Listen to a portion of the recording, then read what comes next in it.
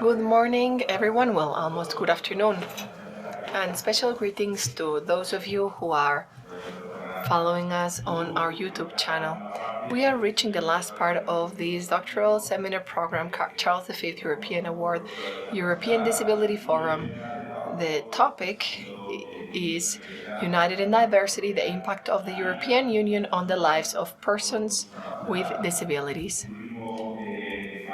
The last panel will be by Luisa Fernanda, MEJIA, Upegui, and it will be chaired by TERESA FREIXES SANJUÁN. I am not going to introduce her again because we already introduced her. So, for those of you who are joining us online, she holds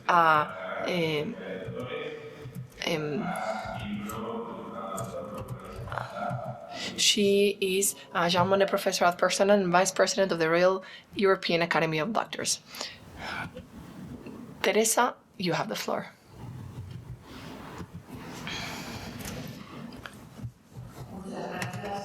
Thank you very much. I want to emphasize my thanks to the Foundation, the Director, and all the participants and collaborators. I am in charge of introducing Luisa Fernanda Meji Otegi, who studied biomedical engineer in the Antonio Nariño University of Bogota and the Lübeck University in Germany, where she obtained a master's degree in biomedical engineering in 2011. She connects the academic and the professional world. She has over 10 years of professional experience in the area of clinical research and regulatory affairs. She has worked for very renowned companies in her field, and in her most recent job as a researcher at the Institute of Medical Informatics, she focused her work on human-centered design, wearable devices, remote data monitoring, shared decision-making, telemedicine, vulnerable populations, and eHealth. Luisa has received multiple grants and awards for her commitment to various social initiatives, including the National Telemedicine Prize for the Cult SH Project and the Sustainability Prize in the city of Kiel in 2023. We wish to welcome you to this seminar. The floor is yours to present your work.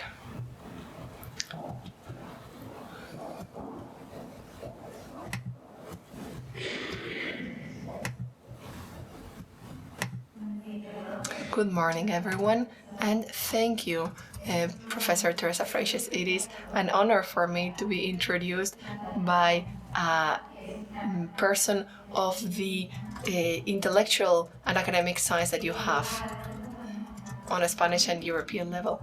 I want to thank Juan Carlos Moreno and Miguel Ángel Martín for their commitment and for facilitating this wonderful space that is truly inspiring. And it's also an inspiration for intellectuality. I also wish to thank the members of the jury and professors who have generously shared their knowledge and their suggestions to help us improve the quality of our research. I also want to thank the logistics team who do a great work, as well as my colleagues who have carried out incredible presentations and really enriched my change of perspective. There's an intellectual part, but there's also an emotional and affectionate part, so thank you very much. I also wish to thank, lastly, someone who's not here, Friar Vidal Rodriguez, for opening this house to us. And I wish to recall a historic event that happened here in this chapter hall, something that has been mentioned by other colleagues as an allegory, but I want to approach it from a different viewpoint. In this room, Christopher Columbus obtained funding for his new adventure. And at the end of that adventure, what happened is that a new world, a new continent was integrated, America. In this integration of this new continent, the global perspective changed. That's a historic event that changed the world through new ways and new cosmovisions. But what do these new ways of seeing the world have to do with my research?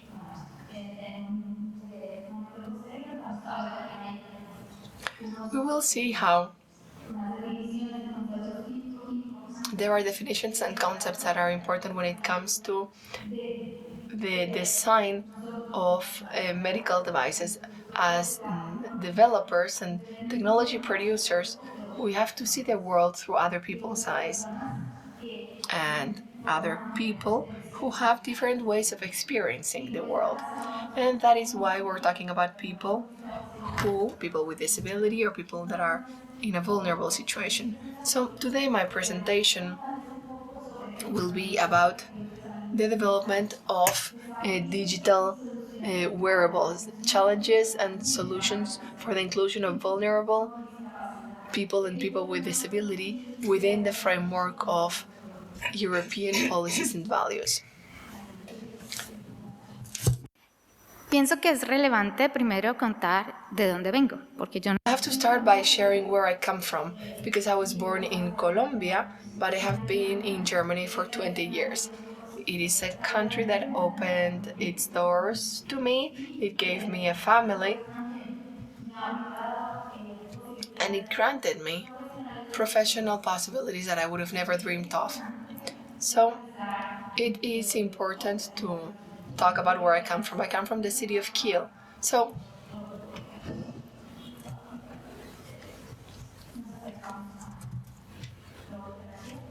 let's show the globe.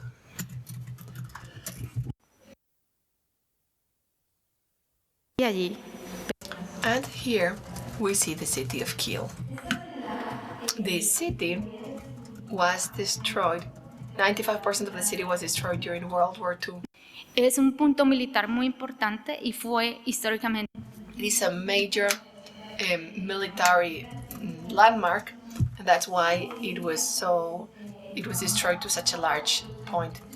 Right now it is famous for the manufacturing of submarines of the best quality. It's on the Baltic Sea. This is wonderful in the summer, so you're welcome to visit me. Let us talk about the University of Kiel. This is where I finished my doctorate. It's the Christian Albrecht Universidad zu Kiel. It doesn't have anything to do with Christianity,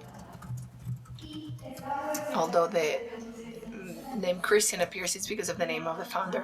It has 27,000 students, 3,700 employees, and it has produced 7 Nobel laureates. Unfortunately, not in recent years.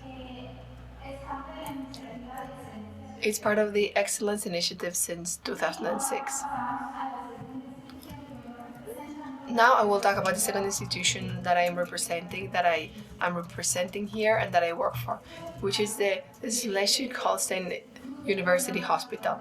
This hospital is the merger of 2 hospitals, the Kiel City University, founded in 1965 with the medicine school, and the Lübeck University. These are 2 neighboring or really close cities in the north of Germany. And this last has a capacity of 2,500 beds after the Charité hospital in Berlin. It's one of the largest hospital centers in Europe. It focuses on digital medicine and avant-garde technology, and it is part of the national digital German initiative. Now I will talk about the research institute that I work for, the Medical Computer Sciences and Statistics Institute. The Medical Digital Sciences section was created in 2018. There are 13 researchers from 12 countries. It is important to mention that we work on applied research, not theoretical. All our projects have an application in the hospital. They have some sort of practical application. The professors that I have in the institute is Professor Dr. Bjornberg. He's a doctor in radiology medicine, the director of the IMIS, and he's the director of the digital division in the hospital. Often our doctorate research stay on paper, and we lack leverages from institutions to be able to use these technologies or innovations.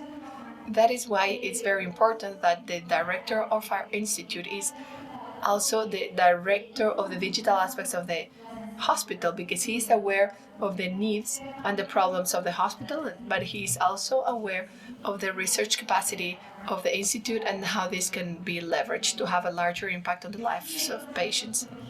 Here we have Professor Bornschreit Weiss, who's my doctorate director. He's the director of the Medical Data Integration Center, and he's also the director of the Impetus Junior Research Group. Let's talk about the agenda. I will start with the introduction, the understanding of the research question, then the understanding of the problem, and the dimensions or the disciplines that are under the scope, then the methods, the results, discussion and conclusions, and questions. My thesis is more general. It is about the use of participatory methods in the development of health aspects, including stakeholders. But during my research, I discovered that it is necessary to dedicate a chapter to vulnerable population and population with disability. So today we are going to focus on the final work that will be delivered in the framework of the Charles V European Award. However, at the end, when we talk about results, because results are not there yet, we are going to depart a little bit from the theory framework and we're going to jump into the practical part. We're going to talk about actions and how these methods can have a practical implementation in a case of success. Since the Cultes had award, we received a telemedicine award in Germany. So let us start with the research question. What are the barriers and facilitators for the participation of vulnerable groups and people with disability in the development of health devices in the framework of European values and policies? It is a pretty long question, right? In order to understand this very complex question, we are going to break it into three topics. First, we are going to see what health applications are and what is digital health. Then we will talk about when we talk about vulnerable population, who are we talking about? Here we have talked about who persons with disability are, but we haven't talked about vulnerability yet. And lastly, we will delve into some legal considerations. This is the introduction and the context. This boom of the digital transformation of medical assistance has two sides. We have this doctor here that is a little confused.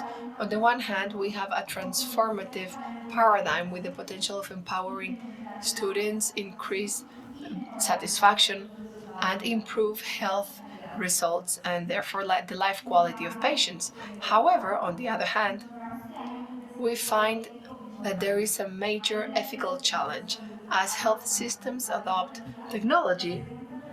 Questions on equity, access, and inclusion become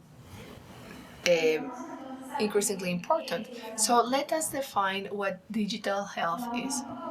The European Union defines digital health as a multidisciplinary field that makes the most of telecommunication and information technologies to improve health systems, optimize the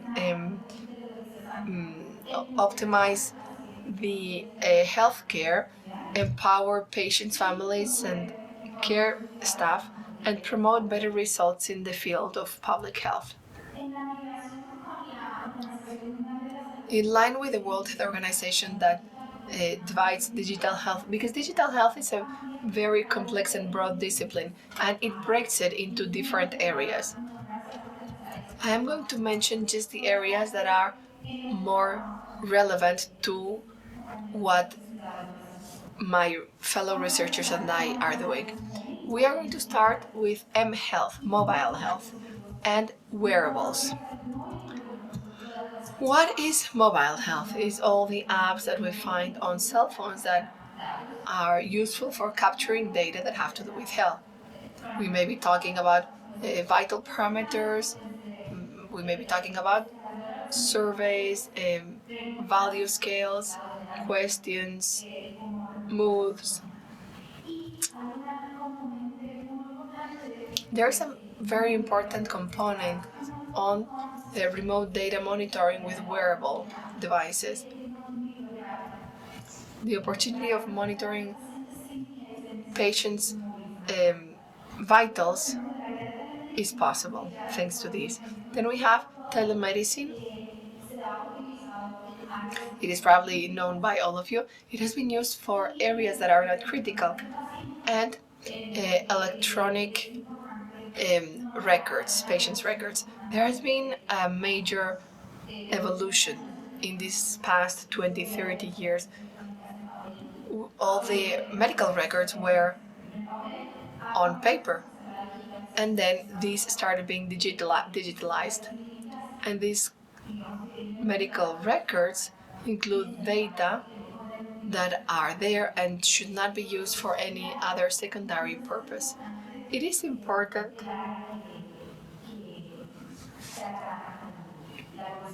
to address the evolution of this. Then we have AI solutions and interoperable platforms. This is what our colleague Rosa was mentioning when she was talking about accounting. How it is hard if you have a group of people, one speaks French, the other one speaks English and French. It is hard for them to communicate. Well, the same thing happens to health systems.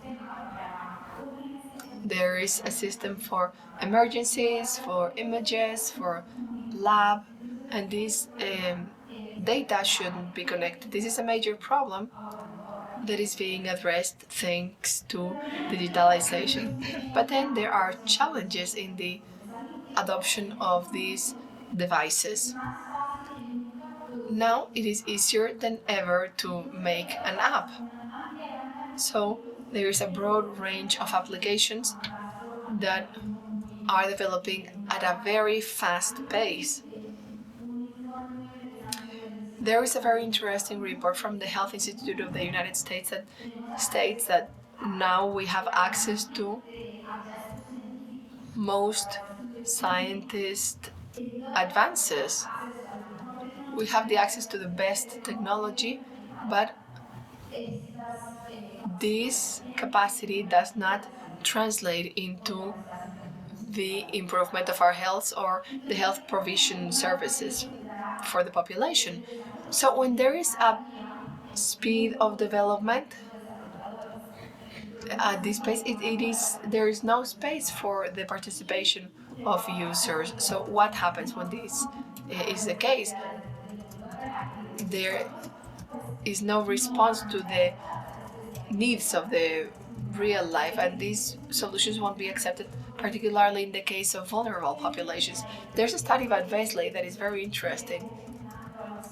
So there was an assessment of an app for patients with diabetes older than 65, and he found out that 85% of the patients found that the tool was useful, but only 35% used it really. Pero cuando hablamos de las poblaciones de vulnerabilidad, When we talk about vulnerable population and its needs, who are we talking about? we are talking about people who are in a situation of disadvantage for reasons of health, economy, culture, or social. Or society, sorry. Here we're talking about children, elderly people, people with mental disability, people with physical disability, people with cognitive disability, unemployed migrant people, and minority ethnic groups.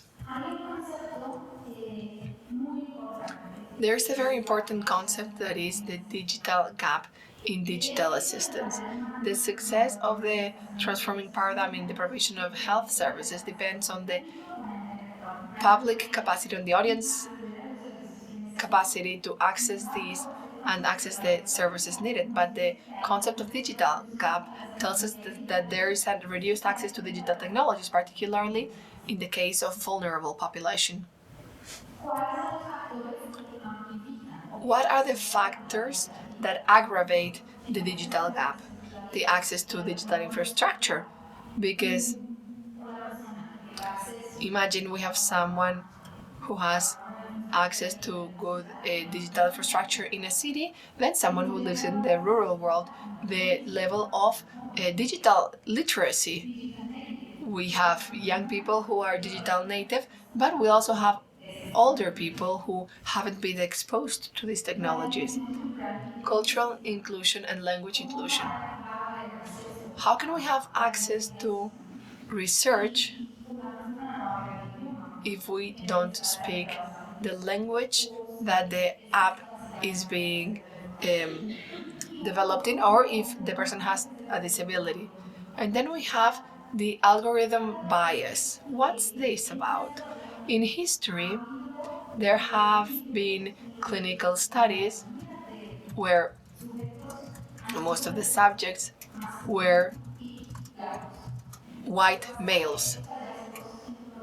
So, the findings that are major scientific findings are then applied to different populations like women, minority ethnics, African descendant people, and these scientist findings may not be transferable to these groups that have totally different phenotypes, for instance. Then we have data governance, that is, who owns the data and how can we access data. So we have informed consent, we need an establishment of an ethics committee, access to data committee, and then we have trust in technology. As citizens, what type of technology are we relying on? For me, it is shocking to hear that there is total lack of trust against health systems that want to collect your data, probably in a randomized way, to use them for scientific purposes. So there is a level of trust that is in conflict. So what are the specific needs of these vulnerable populations and people with disability? There is more frequent access to health services. There are special monitoring strategies, meaning that often patients have to go twice or 3 times a week to the hospital.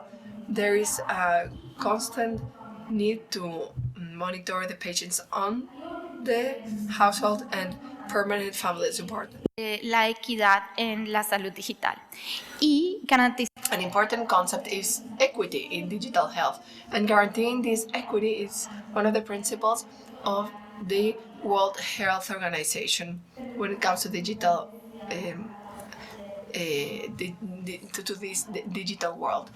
As Juan Manuel was saying, we have to change the rules of the game, because what is equality about? We have to provide health services to everyone. One thing is equality and the other thing is equity. Equity is providing services that are adapted to people's needs. That's the difference between equality and equity.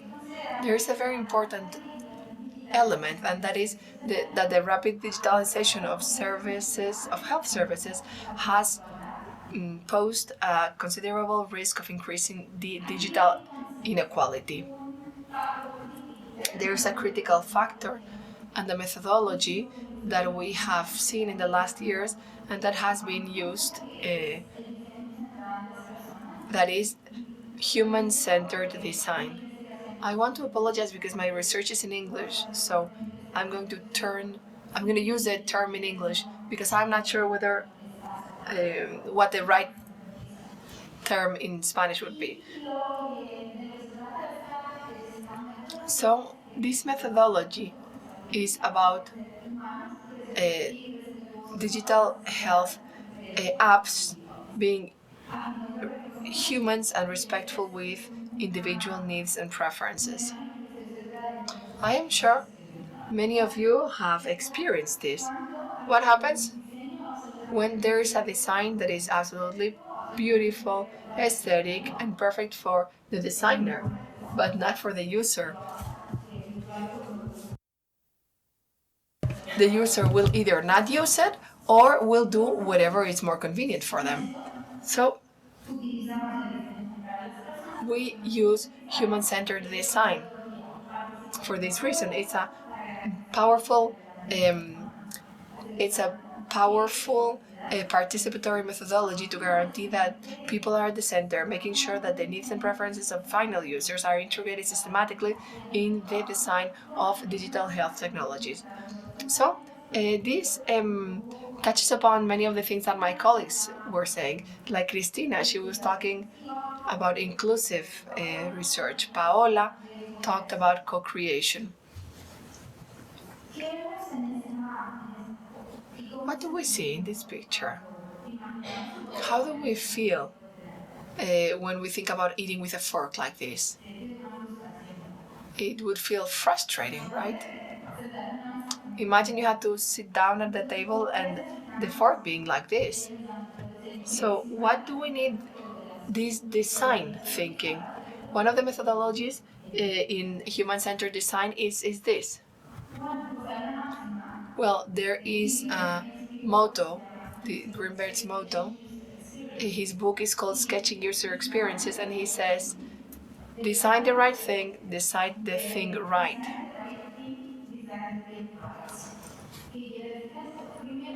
What does this mean? It means that we have to consider the implications, both ethical, environmental, social, and political, when we design technology.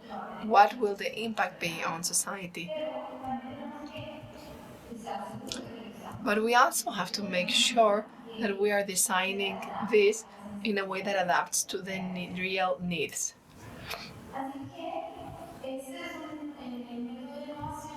This is an innovation method that I'm using in my research. It is an innovation method, but it's also used for problem solving. It's focused on people, but not only on users, but also on the stakeholders that are part of the development process, like doctors, nurses, technology developers, and users and their families. It is focused on activating and promoting creativity in a structured way. It's an iterative process, and an important part of this process is the mindset. And this is connected with the example that I was mentioning before. Why are we here in this historical place? We have to start seeing through the eyes of other people that have a different way of seeing the world. And this is the last point, and probably one of the most relevant ones in this type of participatory methodology. I didn't invent this method. It dates back from the 90s, from the University of Stanford, in the school design institute, the Hasso Institute, Plattner, and IDEO. So this The philosophy of this methodology is to transfer the knowledge of the creative methods used in design and psychology to other disciplines. Extendido por el mundo, pero no es muy poco usado y It is now spread in the world, but it hasn't been used that much in the field of health, and particularly digital health. Several companies have been using this method for years. For example, Apple, Samsung, Stanford University, Harvard University, and Google. But in the field of health, not much has been done yet using this method.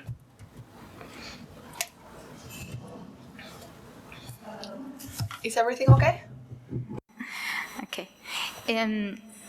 Algunas escuelas Some pioneer schools in design thinking Europe are the Aalto University in Finland, the St. Gallen University in Switzerland, the Hasso-Plattner Institute in Potsdam and Berlin, and the Kolding University in Denmark.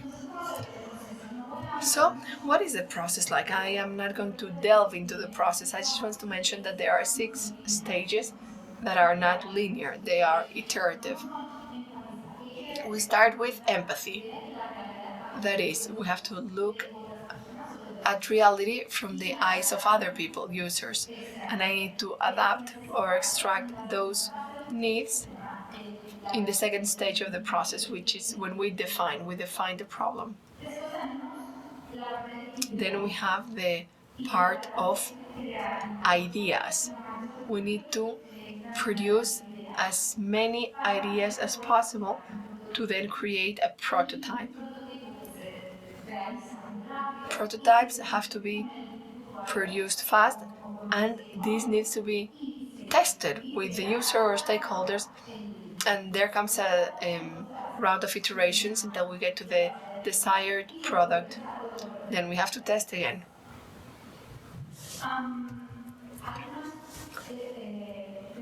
Altman, in his study, in a systematic review of his study, he was assessing the interventions in digital health that used these methods, and he found that the interventions that used people-centered methods showed higher levels of satisfaction, ease of use, and efficiency compared to traditional interventions. Here, I would like to show an example that I find fascinating in terms of empathy and seeing reality from the eyes of others. This is an automatic robot for feeding people who can't move. In the University of Kolding, in people who are paraplegic, in the University of Denmark, they were assessing whether it made sense to buy these robots, because you need lots of staff to feed people at the same time. So what happened when interviews took place? They found out that patients said the moment of being fed was the best time during the day. So they decided not to buy the robots.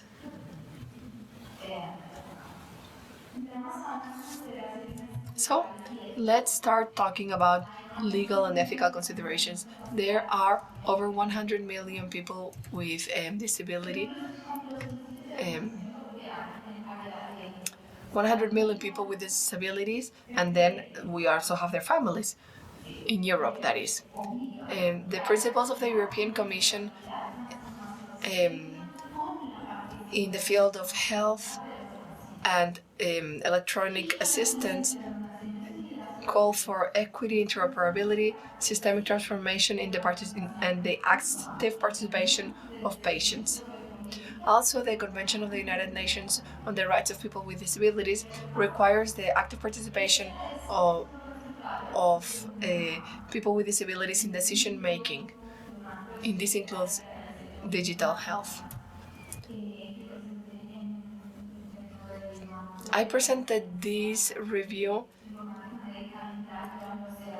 in a conference in the University of Glasgow this year, we find that in a systematic review, we read 131 studies that used this type of methodologies,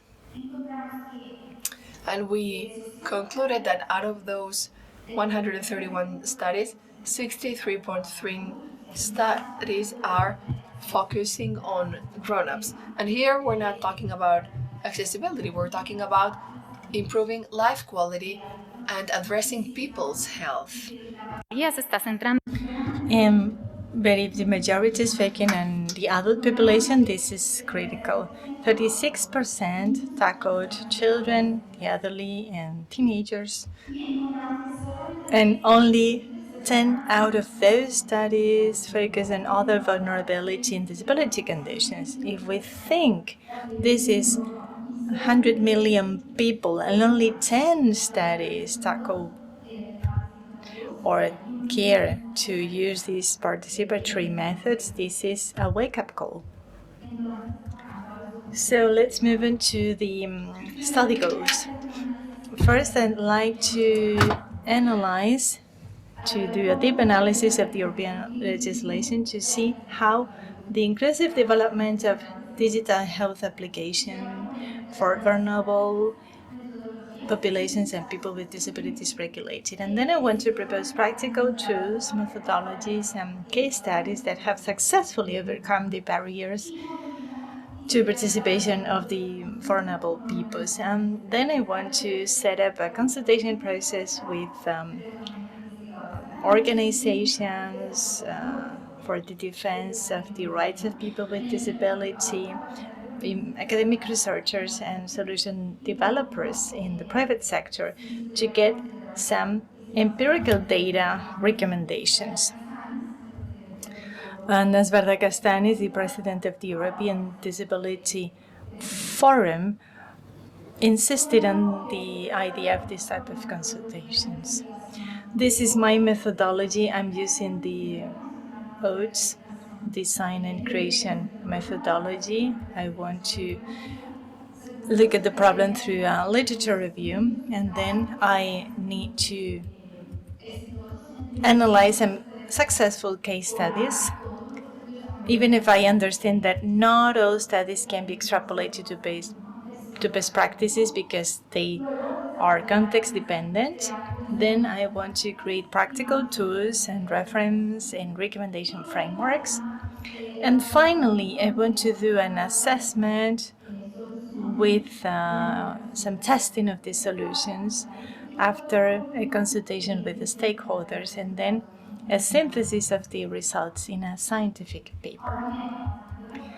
So from words to action, I just want to show you the project I've been working upon for the last 4 years. This is a case study called Pediatric Oncological Examination using telemedicine, efficient telemedicine in Schleswig-Holstein.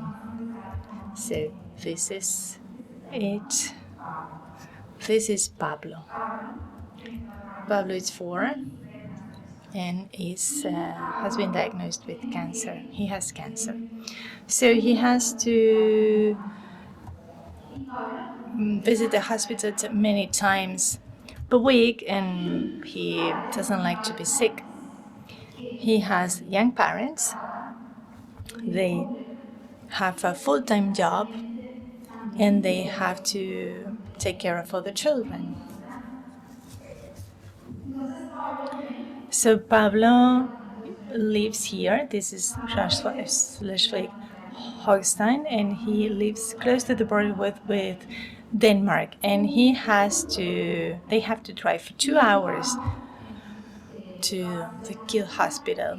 And then Pablo has to come 3 or 4 times per week.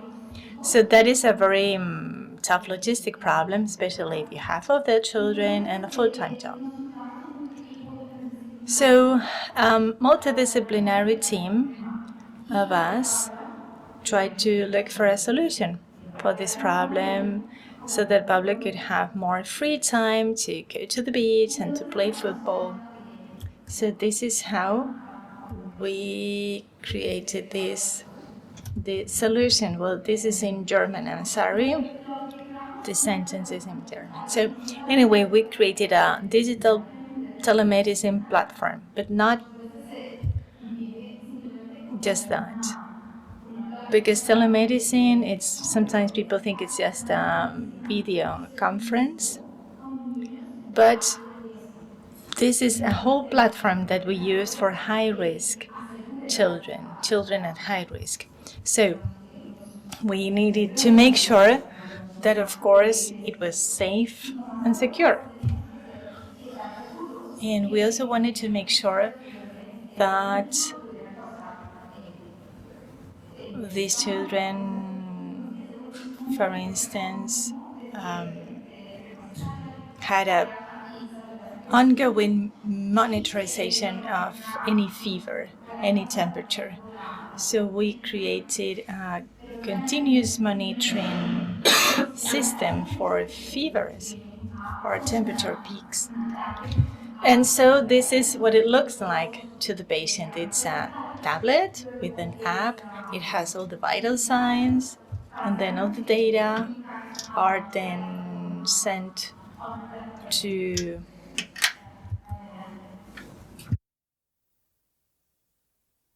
to a digital platform where they are stored. And then the medical staff can get access to the data to make a decision Que se ha recogido por based on the vital signs, basically. So the children recruited to this clinical randomized trial with a cross design were 25 children diagnosed with cancer from 1 to 25 years of age. 60 subjects from 1 to 25 years of age with some malignant disease after an allogenic transplant. It started out in April 2020, and we had 3.4 million euros. So the objective of the Innovation Committee is to incorporate innovative interventions to the standard care. So in the future, this could mean that the use of telemedicine for children and teenagers with cancer could be used across Germany. So it's like to leverage what institutions can offer to increase the impact of the research. You can see here the partners to this consortium, to big insurance companies, top insurance companies, to universities. This is the research team, a multidisciplinary team with oncologists, pediatric oncologists, social researchers who conducted the interviews, and Professor Fradvar and myself, the technicians. And well, we made it to the news. This is an excerpt taken from the press where the this child's mother said this gave us quality of life. And well, we got this award. We got the National Telemedicine Award 2024. Some final data, some keynotes or some take-home messages, The digital gap in healthcare is very disproportionately affecting vulnerable populations. The current development of electronic health is not taking care of a significant inclusion of final users, especially in vulnerable groups. Legal and ethical frameworks need to add some inclusive approaches. We need practical tools, and we need to consult the stakeholders and the application in the real world through projects such as called as Age proves that it is feasible and proves the impact. So we need to urgently adopt a strategy to improve the accessibility of people with disabilities their accessibility to the world of digital health that is consistent with the fast European transformation. Thank you. Thank you very much for this suggestive and necessary presentation in such an innovative field, because bringing these technologies closer to these people with health conditions and at the same time a disability is really important. In Europe and US, we are privileged to see this progress. And I had to emphasize that this research must be applied research. That way you can see the benefits, the risks, the applications. I also appreciated the link between universities and institutions. I know the area. I've even been hospitalized in Germany. So I saw myself in some of the things you said.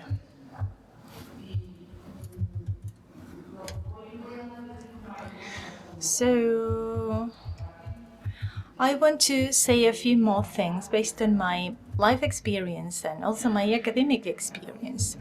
Well, in my life experience, given the degree of mobility we have in Europe, we would have to emphasize to product developers to take into account what vulnerable populations need in the countries of origin.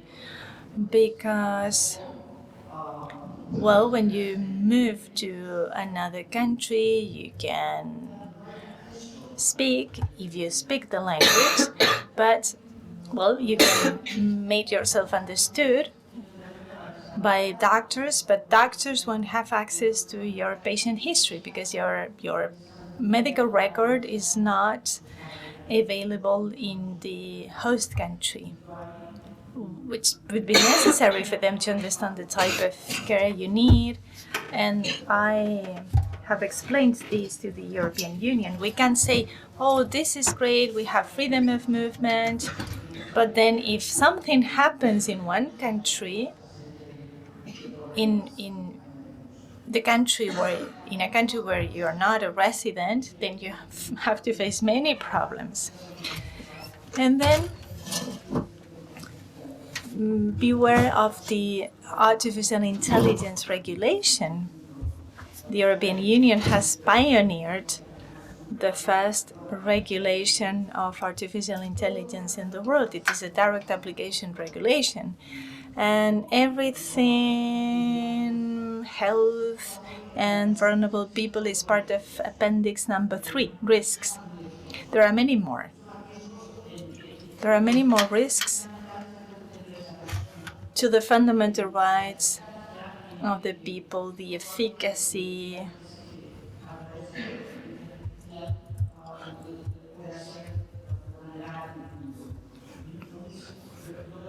so I recommend you to add it to your knowledge base, at least appendix or annex number 3, risks. The rest is too technical and might be not applicable, but you might find something interesting in the annex number 3. And this is very important. I'm very happy to see such a piece of research in this seminar, because this topic will be more and more important.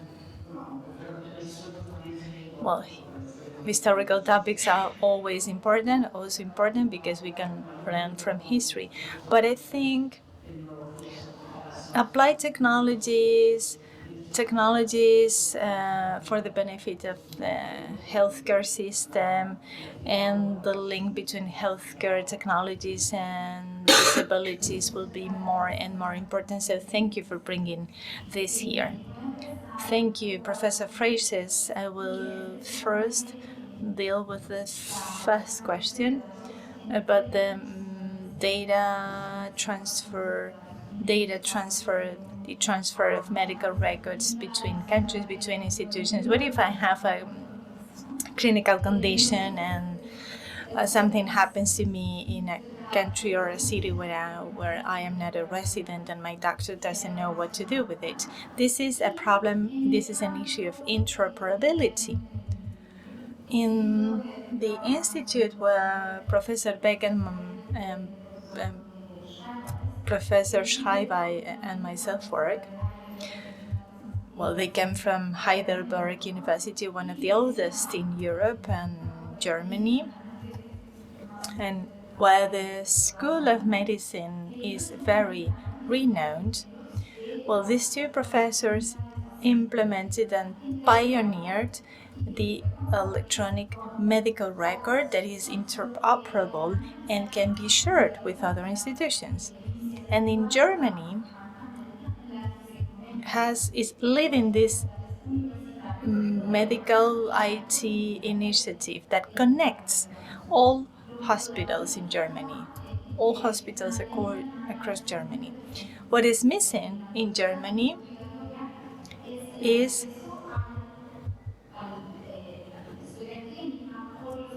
the guarantee that patients can access their medical record, because we as patients own our clinical records, our medical records. And well, this is now a reality in Germany because it is compulsory. Now, this year a new law has been passed that enables patients to get access to their own medical records. So at least this is a change of mindset. And in Europe, there is a law that requires platforms to be interoperable. This is now a requirement for all projects, Europe-wise. But I know there is still a long way to go. And in the SDGs, there is SDG number 3 about health and health coverage, universal health coverage, that won't be possible without this interoperability that I insist is compulsory. And this is not something one institution can solve. This is a global problem.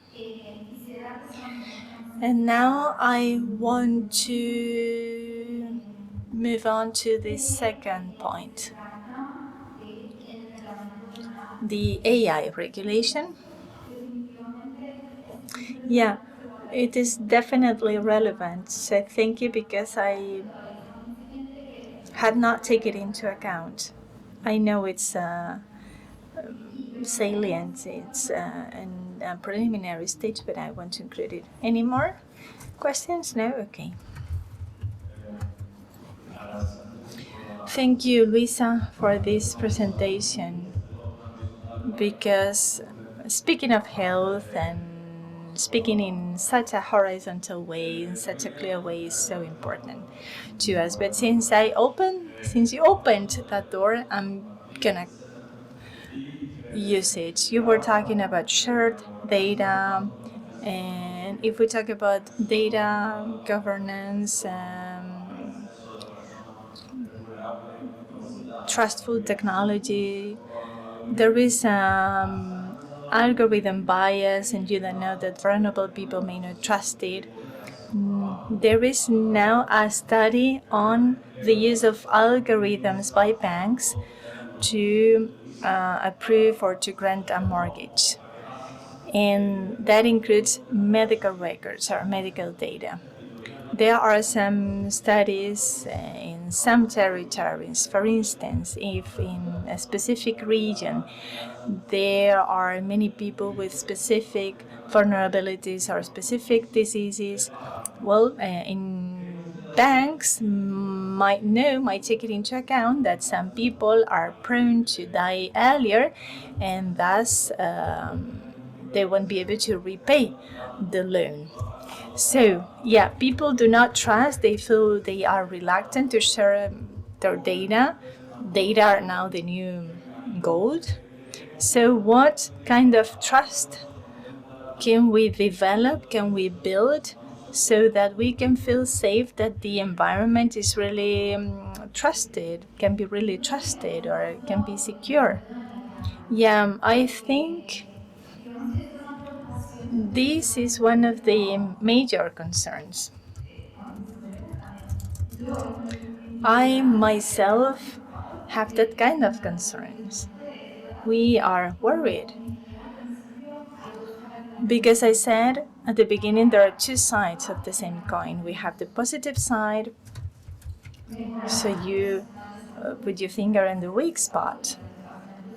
There is a positive side. We can benefit the users, we can offer more data to the institutions, to the patients, but what will happen to this data in the future? There is a huge debate, there's a hot debate around confidentiality in Germany, and we need, there is the GDRP, that is about privacy and confidentiality, but it's not enough. If you have clinical data, if there is a person with a very rare disease, you can identify them by, I don't know, their zip code. And yes, with some data, you can easily identify some people. We are in our institution, we're even using artificial intelligence to anonymize data, to erase some data. So it's like, for instance, if you think about the cloud services in a hospital, who owns the data? Who has access to this data? So yes, in Germany, there is much reluctance to the use of cloud services in critical infrastructure such as hospitals. We have a huge facilities in our hospital. The data center is a huge building, quite like this one. So yes, that is general. Thank you, Luisa, for this presentation. So maybe I should start with a PowerPoint comment. I understand, thank you. Yeah, is it fine? Yeah. Yes.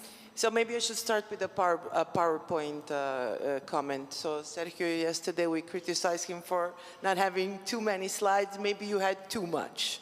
So you don't need a slide actually to illustrate every idea, but I like some of the metaphors that you used. I went back to my file, that I have a file on each one of you when you sent the proposal to participate in this seminar, to look for my initial observations on your paper. So there is a slight difference from what you proposed and what you delivered today in the presentation, but a good one. Because initially you promised that you are going to look systematically how these strategies, these kind of different kind of applications are engaging different kind of users with disabilities, caregivers, families, providers, et cetera, et cetera. So what you showed us today, at least in the example, was focusing on one concrete case, okay, of a minor with specific vulnerabilities. Okay, but what wasn't very clear to me in the whole presentation was the place that people with disabilities have. So I think if you want to use your concrete approach, then you have to have a concrete example that represents people with disabilities. So it can be cancer patients, it can be minors, but within the group, and you probably have the data because you participate in a bigger project, you have to look specifically people with disabilities. And this means that you should avoid saying that vulnerability equals disability, because people with disabilities strive for empowerment, okay? So, but this is a specific health situation, so they also have vulnerabilities. So, this being said, I'm curious about whether in your study you have engaged directly with people with disabilities. How did you analyze the data collected in terms of intersection of different kind of vulnerabilities that these people have, specifically in relation to the medical condition of patient? And finally, maybe I would like to ask you an opinion on the replicability of this system across Europe, this application, because as you probably know better than me, you know, a health system in Europe, it's everything but a homogeneous system. So for instance, in Belgium, we have medical e-files. I would say that probably this exists in Germany. In Italy, we don't. My doctor doesn't have any notion of what medical e-file is. So there is, yeah, there is this, you know, like, very different kind of, you know, view on where we are medically, let's say, speaking, and in terms of implementation of big European ideas on how we can also share data across the borders. So, yeah, I think that's a comment for the moment. Thank you. Thank you. Thank you, Anna. I'm not sure, should I answer in English or in Spanish? Well, I'll mind. I think but everyone then will have to know, to understand English, right? Okay. Thank you for pointing out that a slight difference from the paper to the presentation. The reason is that in these days I have been receiving feedback and hearing the feedback that you have been providing to other presentations, and also hearing the presentations from my colleagues have definitely shaped and give a better understanding on where I want to go. And I think I'm leaving this, this seminar and taking away this message. Definitely a very important point. Also, saying that it was not clear the place of people with disabilities against vulnerability. I agree, and one of the motivations for doing this chapter within my thesis are the findings of this systematic review, where we found out that only 36% are only for people with disabilities, but only 10, right? So it is, that was the initial motivation. And therefore, because that is going to happen in the future, I don't have the data yet related to discapacity. But it definitely will be part of my... Yeah, but you should focus on that. So yeah. Even if you find one case, you can study even one case. Yeah. Because you can, longitudinally, you can follow up, you know, yes. for many, many months. But you will have in-depth data, okay? It's not going to be the most important case study ever, but you will have important data. Definitely. On that. Definitely, and this is what I was pointing out of collaborating or partnering with, his name is a little bit complicated, I'm sorry, Ioannis Vardakastanis, to definitely have more access to this real data. So I think it could be a good potential for exploration. Thank you for that. I think, yeah, the other... Replicability.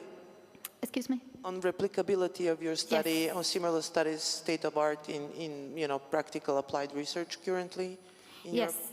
Yes, so that's what I'm right now in my thesis, looking for other similar studies that have applied the same methods, because, as I said, these methods have not really been applied to medical technology, right? And also not in the public sector. So it's not easy to find many studies, but I'm on the on the process right now of executing this systematic review as well. And well, the next steps of the thesis are going to be analyzing the data from the clinical study that we did. And you're right, this is a kid who is not specifically disabled, but definitely vulnerable.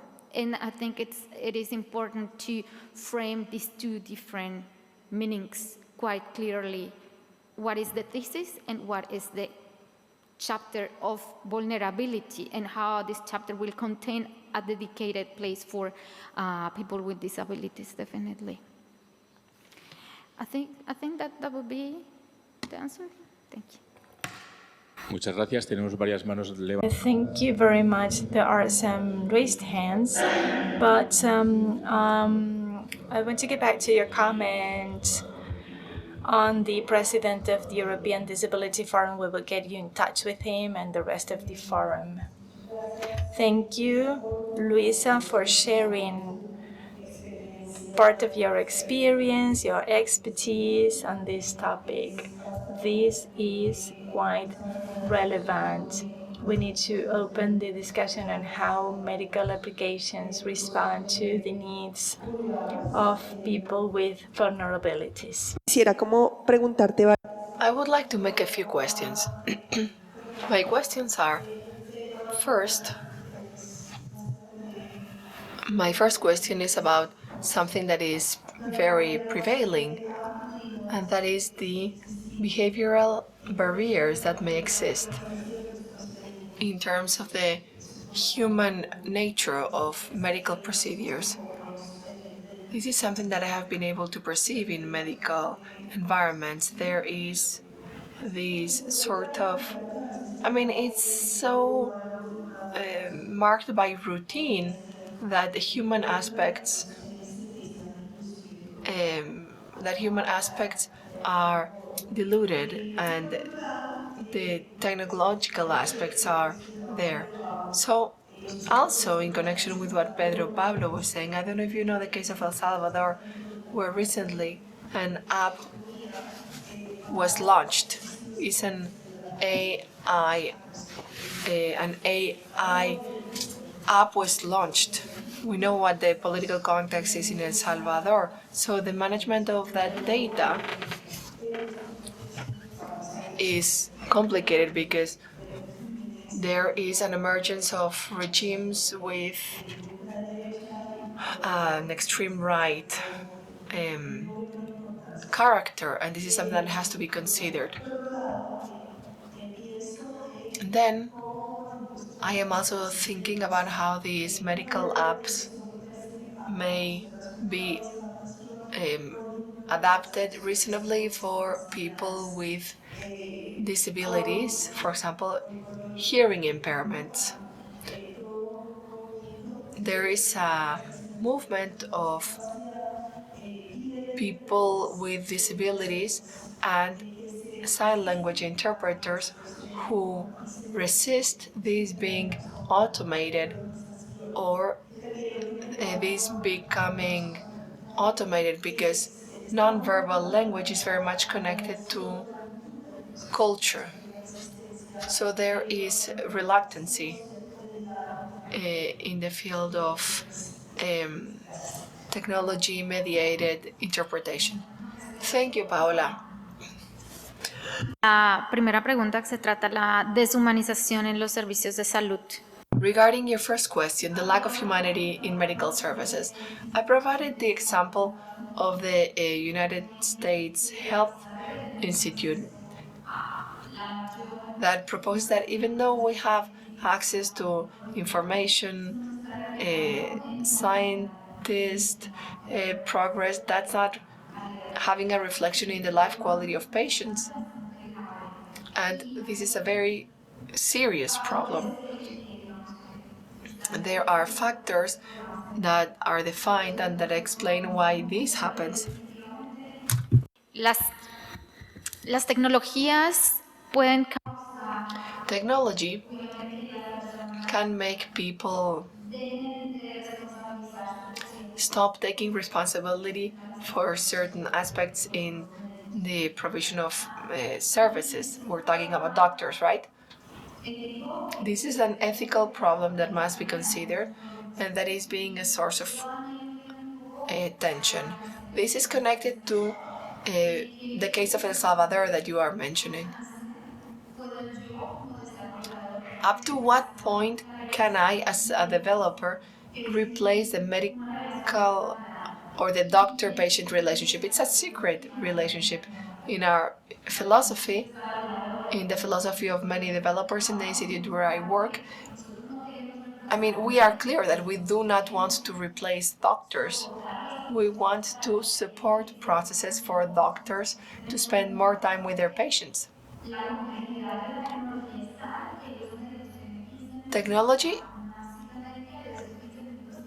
is so complex that often doctors may have 15 minutes for their patient and they have to spend 10 minutes looking for the medical records that are disseminated in different places. So yes, there is a problem of lack of humanity in medical services. So how can apps be modified so that they are more accessible? I must say that this is not my field of specializations. I'm not that experienced in this, and I hope to gain more experience in the field of accessibility and usability for patients with disabilities. Thank you. Thank you very much. Raquel, you have the floor. Congratulations, Luisa, for your presentation. I really enjoyed this medical approach, how technology can be adapted. I work on research projects on the use of technology in the care of people with disabilities. And something that we run into time after time is that often technology can be perceived as a replacement of human contact, like what Paola was saying, lack of humanity in care. And sometimes technology, for example, if someone comes to explain how something works, they spend the afternoon with the family, so sometimes it works the other way around. It helps people come together around the technology.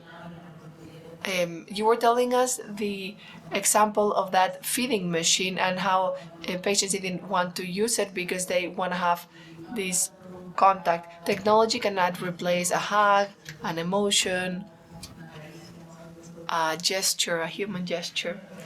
So I find it very hard to deal with these aspects. Regarding medical aspects and the application that you were describing, what this brings to mind is the gap. The family is the one who will have to see how the device works, what happens if it breaks. Does the family need training?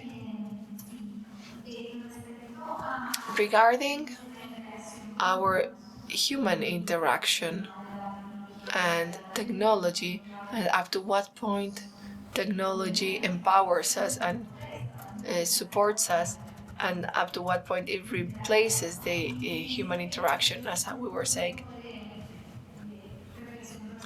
I think what I'm going to share is my personal reflection. I think that new technologies can be super convenient, but they isolate us as humans in the long term because interaction demands energy. It requires energy and it can be uncomfortable. It is easier to talk to a AI that will always answer yes, and artificial intelligence will never contradict you. And in social media, you can hear whatever you want to hear, but nothing that is against your opinion, so that is uncomfortable. So, sorry, that's not uncomfortable. Human interaction can be more uncomfortable and tiring. So, we have to decide what is right. We have to think of the implications of technological design, social implications, psychological implications, and political implications, as well as environmental implications. It is necessary, and this is not happening when technologies are developed. As citizens, we are the ones who decide what systems should be like. But if we opt for adopting these hyper-convenient systems, we are going to have to face the consequences.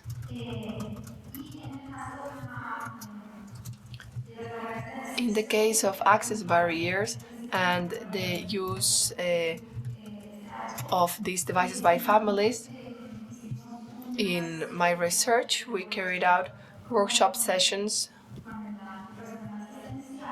with the care staff, not only doctors but also nurses that are in contact with children, and we mapped absolutely all parts of the process to see what are the elements in which we need to train the medical staff, but also families and children. And there is a very special case that really makes me emotional, because last summer we had a panel and we got together with the families, we met with patients, caregivers, the insurance company that was also part of the consortium, and oncologists and developers. And everyone shared their viewpoints and their experience. And we had a 4-year-old patient, and he's the one who had to demonstrate how the device worked. The video is on YouTube. I can share it with you if you're interested. It's really sweet. He's really sweet. He tells everyone how it works, and he is super proud of knowing how it works. It was an exceptional example. Thank you very much, Luisa. I would like to add something. I see that part of your presentation, and this is very much in line with what Raquel was saying and other colleagues were saying. You focus very much on the design of these technologies and how to make them accessible for people with disability in this case. People who are under treatment. And what a better place than a hospital, because hospitals are probably the most accessible places that have more in mind the needs of people with disabilities. It would be interesting to know how the cultural sector gets involved. That is, I'm talking about the design sector. Here we can talk about this interdisciplinarity in the implementation of designs and policies. Because at the end of the day, as you showed in your example, there may be a rejection if the design is not correct. But the design sector can really help improve the functionality, but also something that is very important, and that is that the tools must be attractive from a design perspective, because often these type of technologies, of tools, tend to be very cold, distant, not personal. I think it is important to make these more humane. We have to take these tools and bring them closer to humans, putting humans at the center. And design plays an important role. It's not only about the use, it's more about users feeling that these devices are close to their heart in a way. I am talking about the correlation that you can have with the world of design, generally speaking, and how there should be a cooperation between the medical sector, the innovation sector, and the cultural world. Because when we talk about culture, we're talking also about values at the end of the day, and about being more humane. Thank you very much, because I really enjoyed your presentation. Any other intervention? Shall I reply to your question? Your question is incredible, because that was one of the dilemmas that we have had in the interdisciplinary work with doctors, oncologists, researchers, developers. I say that I am like a bridge that connects these parts of science. I am not an expert on anything, but I'm the one who understands everything and puts it together. So regarding design, there was a collaboration with different companies. We cooperated with designers. It was clear that for this app to work, it had to adjust to children's needs. It doesn't only adapt to health needs, it also has to connect to how they can feel that attractive to use this app. We created a character who supports them. This is connected to gamification. So there were avatars, they could pick colors and figures. So they really liked using the app. So that's why this 4-year-old perfectly knew how to use the app because he loved the design. So that is extremely important, and it is not used in apps, particularly on health apps. There is another question there. Luisa, I really liked your presentation. I was discussing with Paola now. I understand, I want to think that the medical context in Germany is very different from the context here. I was telling Paola that here, for example, the area of Extremadura, where there's lack of population and the population is old, there are many problems when it comes to older people having to go to the doctors. Ambulances have to, patients have to rely on ambulances that just run once a week. And there are tourist cities that may have 10,000 inhabitants during the winter, and then population grows 10 times during the summer, but you don't have 10 times more doctors in the summer, and they may even take holidays. I wanted to ask you whether in a way with the technology that you were mentioning, you were talking about transferring knowledge, communication, if any of the problems that we have in Spain could be